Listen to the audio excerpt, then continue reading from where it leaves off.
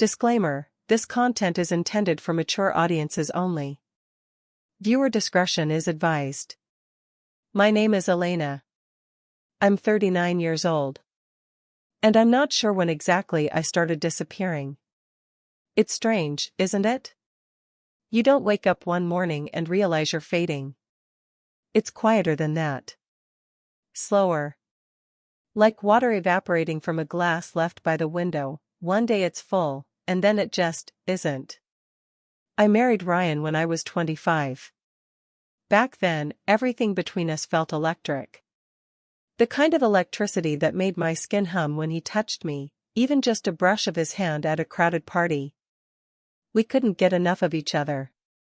His eyes would search for me across rooms, like I was the only person who mattered. And I was. For a long time, I really was. We built a life together, our house with the creaky floors, 2 kids who somehow grew up in the blink of an eye, holidays full of laughter and wine. People used to say we were that couple. The lucky ones. And I believed it. But time is tricky. It doesn't steal things from you all at once. Instead, it slowly rearranges them while you're busy doing the laundry, answering work emails, packing school lunches. Somewhere along the way, those glances across the room faded. The electricity dulled. I still remember the last time he kissed me in a way that felt like he saw me. It was our anniversary 2 years ago. We were at that little bistro on Main Street, the one with the white string lights outside and the 2 small tables. He reached across the table and took my hand. His thumb traced slow circles against my skin. For a moment, my chest tightened, not from excitement, but from hope. Hope that maybe we could find our way back to that version of us. But when he leaned in to kiss me, it was soft and careful. Like a habit. Like muscle memory. And when our lips met, I felt it, the absence. Afterward, he smiled and asked if I wanted dessert. I said yes, because what else was there to say?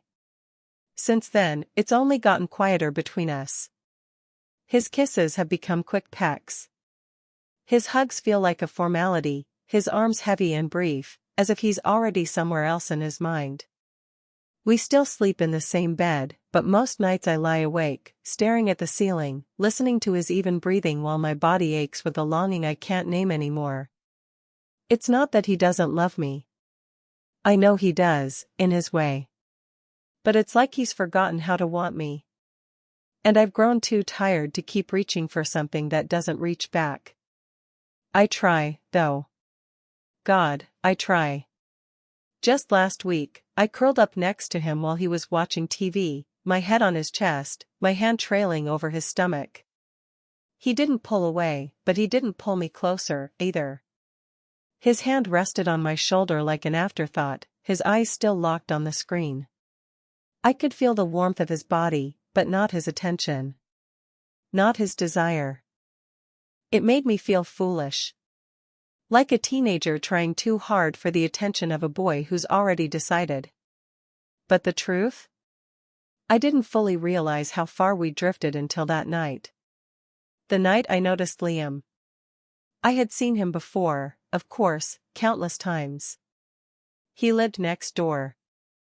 The son of our neighbors, home from college and helping them with the house after his father's surgery. I must have passed him a dozen times in the driveway, offered polite smiles, exchanged brief hellos. But that night was different. Something shifted. And once I saw it, once I felt it, I couldn't unsee it. That was the moment everything started to unravel. Ryan is a paramedic. He's always been good in a crisis. Calm. Efficient. Always knowing exactly where to put his hands to stop the bleeding, physically, at least. But our marriage isn't a crisis you can fix with gauze and pressure. And I don't think he knows how to stop this kind of bleeding. The night after I noticed Liam, after that flicker of something I still don't fully understand, Ryan came home late from a double shift. He smelled like antiseptic and coffee. His uniform clung to him, slightly damp from the June humidity. I was sitting on the couch, reading, or pretending to. My mind kept drifting. He dropped his bag by the door, kicked off his boots, and walked over to me. His hand found my shoulder. Squeezed. His version of hello. Long night? I asked softly. Yeah. He let out a long breath, then bent down to kiss my temple. His lips were warm but distant. Saw some rough stuff today. I reached for his hand, lacing my fingers through his. Do you want to talk about it? He shook his head, pulling his hand free, already walking toward the kitchen. Nah. I'm just glad to be home. I watched him pour himself a drink, his broad back turned to me. There was a time he used to sit next to me after hard shifts, his head heavy on my shoulder as he unloaded the weight of his day. We used to hold that space together. But now, it was as if I wasn't equipped to carry any part of him anymore. When he finally came back, he sat beside me, placed his drink on the coffee table, and leaned in close. His hand rested on my thigh, thumb circling gently. You feel so warm, he murmured. I missed you today. I smiled, but my chest tightened. Did you? I wanted to ask. Because most days, it didn't feel that way. His touch traveled higher, fingers slipping under the hem of my loose pajama shorts. My skin responded, goosebumps rising under his hand, but my heart pulled back. Ryan. I whispered, placing my hand gently over his. Can we just sit for a while? His eyes darkened with confusion. Hurt, even. Elena, you always say that lately. I swallowed. I know. I need you to talk to me. To be with me. My voice cracked slightly, and I hated how small I sounded. I am with you, he insisted, trying to pull me closer. His other hand slid behind my neck, guiding my face toward his. His kiss was soft but hungry, as if trying to bridge a gap with skin when words had failed.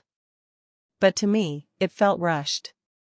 Like he was trying to fill the space between us with sex, hoping it would fix whatever was broken.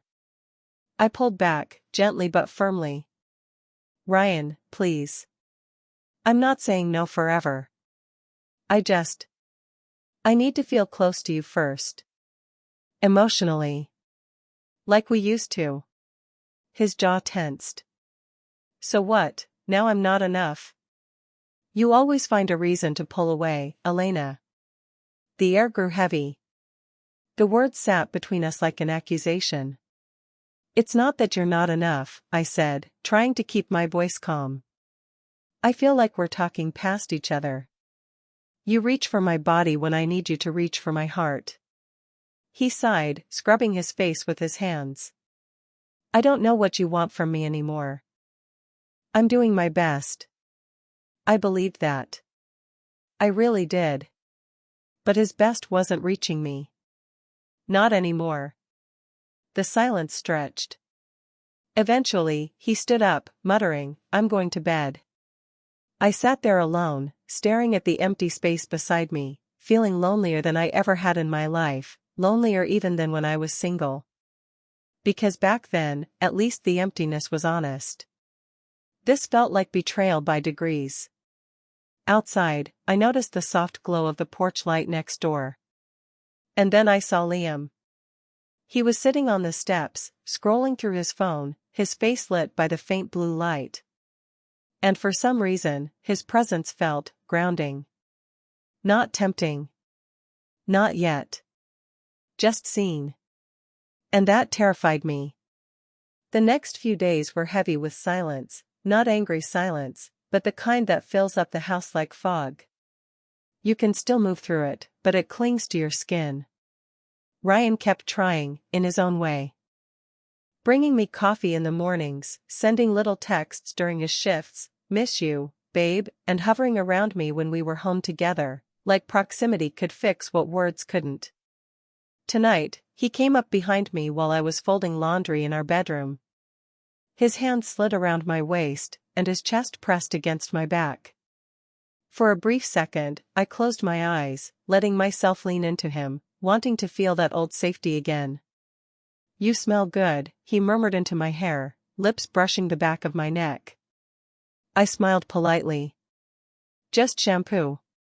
His hands traveled lower, resting on my hips, and then gave me a playful little slap.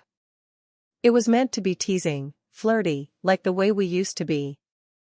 But my whole body tensed. I didn't mean to. It was reflexive, like something deep inside me recoiled before my brain caught up. Ryan froze for a second, probably feeling the stiffness in my body. Then he forced a light chuckle, trying to brush past it. "Too soon, huh?" I forced a weak laugh in response. "Just tired," I mumbled. He turned me gently toward him, his hands cradling my face. "Elena. I miss you." His eyes were earnest, pleading. And that made it worse. Because I missed us too, but not like this. Not with this constant undercurrent of him trying to close a distance I couldn't explain without making him feel rejected. "I know," I whispered. He leaned in and kissed me. Soft at first, then deeper. His lips warm and familiar. His tongue brushed against mine, seeking something I couldn't give. I tried. I really did. My hands rested on his chest, but they felt like props, like they didn't belong there. My mind raced even as my mouth moved. "Just relax, Elena. You love him. This is your husband. Why can't you just feel it?" But instead of warmth, a cold panic spread through my stomach. When his hand slid up under my shirt, fingers grazing the underside of my breast, I gently pulled back. "Ryan." My voice cracked. "Can we not, tonight?" His expression faltered for a moment before he covered it with a tight smile. "Yeah. Of course. Sorry." He stepped back, his hands dropping awkwardly to his sides. We stood there, the silence thick between us. I don't want you to feel like I don't want you," he said softly. "I know," I replied, voice barely audible. "I don't want that either." But the truth was, I didn't even know what I wanted anymore. We climbed into bed without saying much else. Ryan lay on his side, facing away from me. I stared at the ceiling again, the glow of the street lamp outside casting long shadows across the room. My skin still tingled where his hands had been, but not with desire. With something closer to shame. Or grief. Or both. Why does everything have to turn into sex? The question circled my mind like a slow, relentless tide. And for the first time in years, I wondered what it would feel like to be wanted for all of me again, not just my body. It happened during dinner. Of course it did. These things always seem to bubble up when you're trying to pretend everything's fine, cutting vegetables, setting plates, pouring wine, all while carefully tiptoeing around the elephant that's been living in your marriage for years. Ryan had suggested the night. "Let's have a little date at home," he said, trying to recreate what used to come so easily. Candlelight flickered between us. The kids were at a friend's house. Soft music played in the background, one of our old playlists. He was trying. I could see that. And that made what happened next feel even worse. We talked, or, rather, he talked, about work, about the latest call he'd been on, about how exhausted he was from covering extra shifts. I nodded, smiled, made the right noises. But my heart wasn't in it. Halfway through the meal, he reached across the table and took my hand. His thumb brushed over my knuckles in slow circles. "I miss this," he said softly. "I miss us." I swallowed hard. My throat was tight. "I know," I whispered. He squeezed my hand a little. "Maybe we could get away for a weekend sometime. Just the two of us. Like old times." I smiled again, but something inside me cracked. Like old times. Old times when I felt desired. When I felt seen. When I didn't feel like my only worth was tied to how quickly I responded to his touch. And suddenly, the words were out before I could stop them. "Ryan, do you even see me anymore?" He blinked, startled. "What do you mean?" "Of course I do." "No, you don't," I said, my voice rising. "You see what you want to see. You see what's convenient. You touch me, you kiss me, but you don't actually see me. You don't ask how I'm doing. You don't notice when I'm not okay. You think if you just pull me close enough, it'll fix everything." His face hardened, color rising in his cheeks. "That's not fair, Elena. I've been trying. I work my ass off, and I still come home and try to make things good between us. What more do you want?" Tears welled up in my eyes, hot and heavy. "I want you to stop trying to fix me with your hands. I want you to actually talk to me. To listen. To notice that I'm drowning right in front of you." He stared at me, jaw clenched. "So now I'm the problem." "That's not what I said," I choked out. "God, you twist everything. You think sex is some kind of glue that's supposed to hold us together. But it's not enough. It hasn't been enough for a long time." The silence that followed was suffocating. Ryan pushed back from the table, standing abruptly. He ran a hand through his hair, breathing heavily. "I don't know what you want from me anymore," he said quietly. "You keep pulling away. You shut me out. And now I'm the bad guy for still wanting my wife?" His voice broke slightly at the end, and for a moment, I hated myself. The guilt crashed in, sharp and relentless. I covered my face with my hands, the tears finally spilling over. "I'm sorry," I whispered. "I don't know why I'm like this."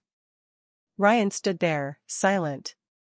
Then, without another word, he walked down the hall and closed the bedroom door behind him. I sat at the table, shaking, tears pooling in my lap. The candle between us flickered, casting long, strange shadows across the room. My stomach twisted with shame. I wasn't angry at him. Not really. I was angry at this version of us, at how easy it had been to slip into this distance, at how neither of us seemed to know how to close it. And yet, a small, dangerous thought snuck into my mind. Liam sees me.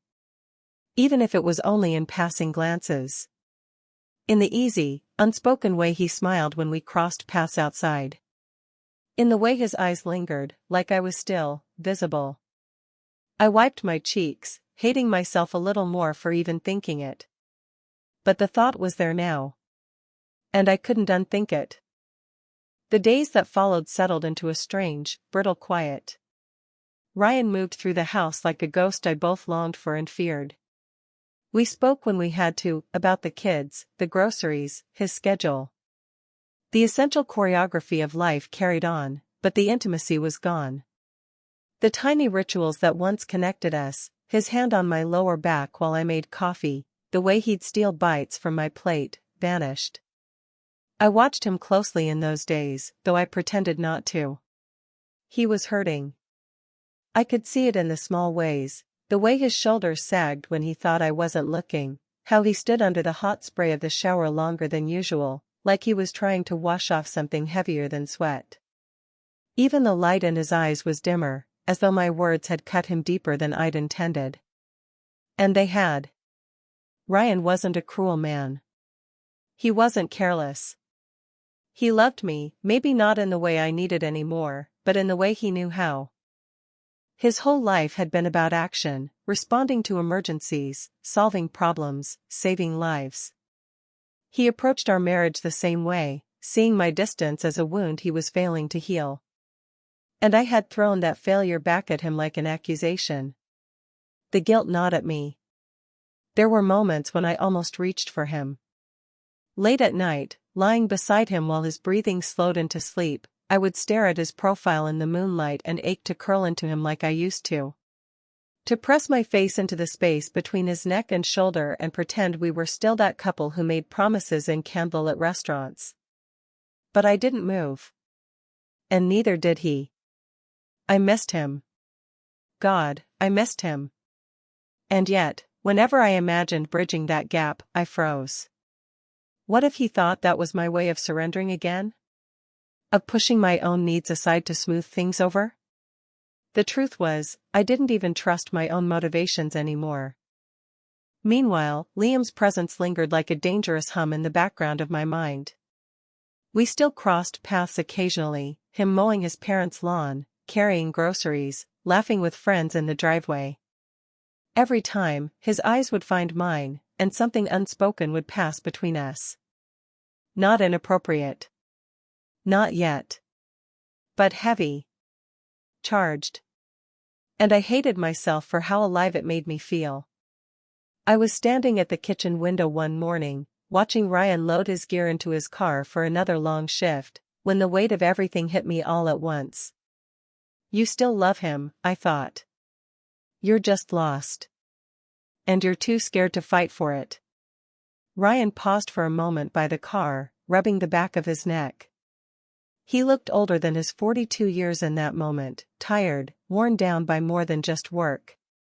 He glanced toward the house, and for a second, our eyes met through the glass. There was so much in his expression, confusion, hurt, and something like resignation. And suddenly, it was unbearable. I pressed my hand to my chest, my breath catching. I didn't want to lose him. I didn't want to stand in this house years from now, filled with regret, wondering why I let silence do what infidelity never had the chance to. That evening, as the sky dimmed and the first stars blinked awake, I sat alone on our back porch, wrestling with the decision I already knew I had to make. I was going to try. One more time. Even if I was terrified. Because once you stop fighting, it's already over. Ryan got home late again. I heard his keys in the door, the soft click of him trying not to wake anyone. The house was dark except for the small lamp I'd left on in the living room. I waited for him this time. He looked surprised when he saw me sitting there, legs tucked under me on the couch. "Hey," he said softly, his voice rough with exhaustion. "Hey," I answered.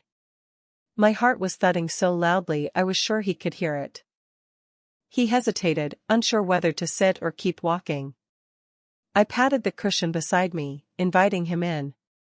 After a moment, he exhaled and sat down, leaving just a few inches between us. For a while, we just sat there. The silence wasn't heavy this time, it was fragile. Like glass. Finally, I spoke. "I don't want to keep hurting you." His shoulders sagged. "I don't know how to not feel shut out." "I know," I whispered, my throat tight. "I've been shutting you out because I didn't know how to explain what I was feeling. I didn't even fully understand it myself." He looked at me then, really looked at me. His eyes were tired but open. Wounded but listening. "I miss you," he said again, but it was softer this time. Less of a plea. More of a truth.